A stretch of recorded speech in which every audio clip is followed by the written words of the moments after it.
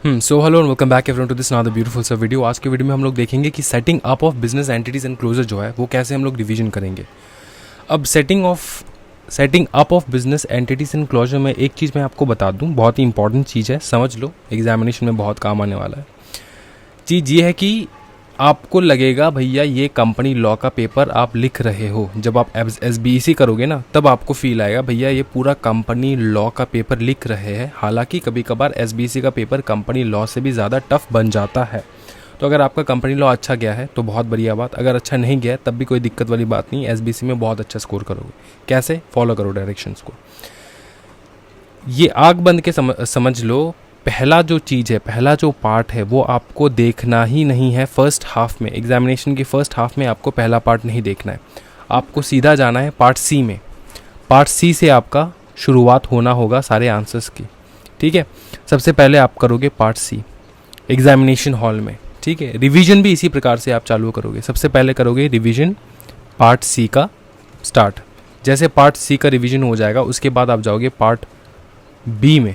Part B का revision करोगे, उसके बाद जाओगे पार्ट ए के रिवीजन पे। ठीक है, ये होगा आपका third part of the first revision. 2 bar revision करना है दिन में। अब कुछ चीज़ें हैं वो आप जान लो एग्जामिनेशन में कैसा कौन सा चीज़ सबसे पहले लिखना है। सबसे पहले आप स्टार्ट करोगे एग्जामिनेशन के पेपर डॉर्मेंट कंपनी से ही।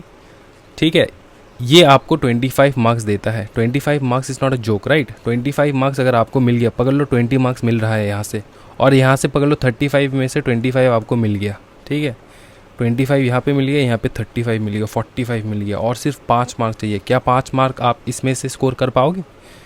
हाँ जी सर 5 बोल रहे हो सर, हम 30 कर लेंगे। 40 में से 30, 20, 25, ये इस 3 कैटेगरी के मार्क्स जो है हम लेकर आ सकते, कोई दिक्कत वाली बात नहीं है। SBEC के पार्ट ए में रिवीजन पार्ट सी से ही चालू करना, उसके बाद पार्ट बी में जाना है। ठीक है, अच्छा एक चीज़, कुछ चैप्टर्स के ऊपर डिस्कस कर लेते हैं। मैंने सब्जेक्ट वाइज सबसे इम्पॉर्टेंट टॉपिक्स जो है वो डाल रखा है, तो इसमें से मेक श्योर करना कि आपके कोई भी टॉपिक जो है जो यहाँ पर मैंने रखा है वो ना छूटे आपसे। ठीक है, make sure you follow that. उसके बाद you have to do part C first, then go to part B and then go to part A. Now part C में ये सबसे इजी टॉपिक्स है, इसमें कुछ बोलने का है ही नहीं। जितना भी है सब कुछ कर डालो पार्ट सी में। ठीक है, मैंने इंपॉर्टेंट टॉपिक्स भी डाल रखा है। अच्छा, चैप्टर 13 में से बकवास कुछ मत पढ़ो, सिर्फ registration procedure and licence procedure जो है उसका आपको देखना है। समझ में आ रहा है?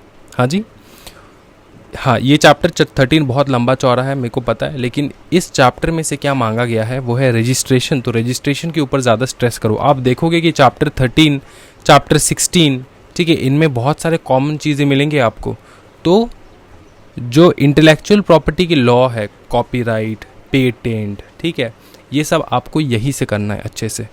समझ में आ रहा है? एंड बहुत इंपॉर्टेंट पार्ट है ये इंटेलेक्चुअल प्रॉपर्टी राइट। बहुत अच्छा खासा मार्क्स आएगा इसमें से। अंडरस्टूड? ये सारी इजी टॉपिक्स है, ये आप अच्छे से कवर कर लोगे। उसके बाद जाओगे पार्ट ए में। पार्ट ए में सबसे पहले आप रिवीजन करोगे चॉइस ऑफ बिजनेस ऑर्गेनाइजेशन, उसके बाद करोगे LLP, उसके बाद करोगे आप स्टार्टअप। ठीक है, and last but not the least ये 2 कर सकते हो आप।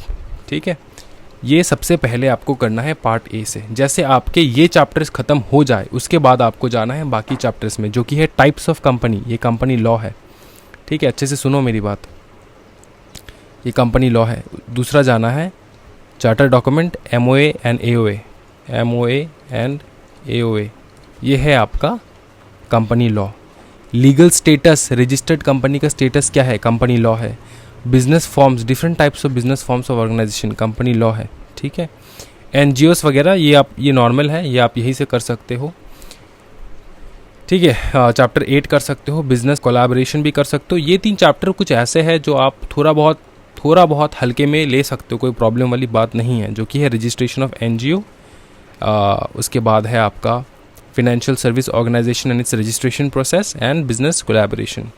हाँ जी, कन्वर्शन ऑफ बिजनेस एंटिटीज में से अच्छा खासा मार्क्स आ जाएगा आपके इस बार। ठीक है, इसमें से अच्छा खासा मार्क्स आएगा कन्वर्शन ऑफ बिजनेस एंटिटीज में से।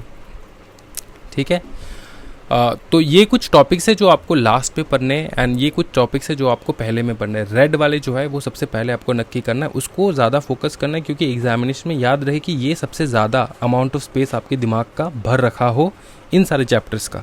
इस बात का ध्यान रखना है आपको। समझ में आ रहा है? इस प्रकार से आपको करना है SBEC में। SBEC में फिर से एक चीज़ बता दूं, आपको कंपनी लॉ से ज़्यादा टफ लगेगा SBEC का पेपर, ठीक है?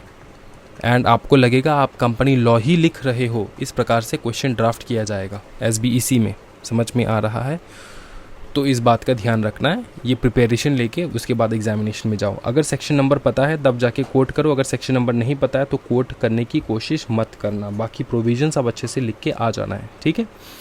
तो इस प्रकार से रिवीजन कर लेना है। अच्छा, पार्ट C जो है ये आपको मैं देता हूँ 1.5 आवर्स रिवीजन के लिए। पार्ट B जो है ये आपको 3 आवर्स ले लेना है, ठीक है? या तो 2 आवर्स ले लेना है। उसके बाद पार्ट A जो है इसमें 3 आवर्स ले लेना है, क्योंकि इसमें आपने पहले से समय कम दे रखा है तो इसमें थोड़ा ज़्यादा टाइम लगेगा रिवीजन करने में। 3, 4, 5, 6 आवर्स में आपका फर्स्ट रिवीजन कंप्लीट हो जाएगा। और जैसे आपका फर्स्ट रिवीजन कंप्लीट होता है उसके बाद आपको 1-2 घंटे का रेस्ट ले लेना है, सो लेना है। उसके बाद फिर से आपको सेकंड रिवीजन करना है। याद रखना सेकंड रिवीजन जो है वो 3 घंटे में हो जाना चाहिए आपका, ठीक है? इस बात का ध्यान रखना है आपके SBEC में। अच्छा, SBEC का ये सारे इंपॉर्टेंट टॉपिक्स मैंने फिर से बोल रखा है, मैंने दे रखा है, ये अच्छे से कर लेना है आपको, ठीक है? तो आज के वीडियो में इतना ही रखते हैं। All the very best for your examinations. अच्छे से एग्जामिनेशन दो and make us proud. Thank you so much. All the best. Bye bye and take care.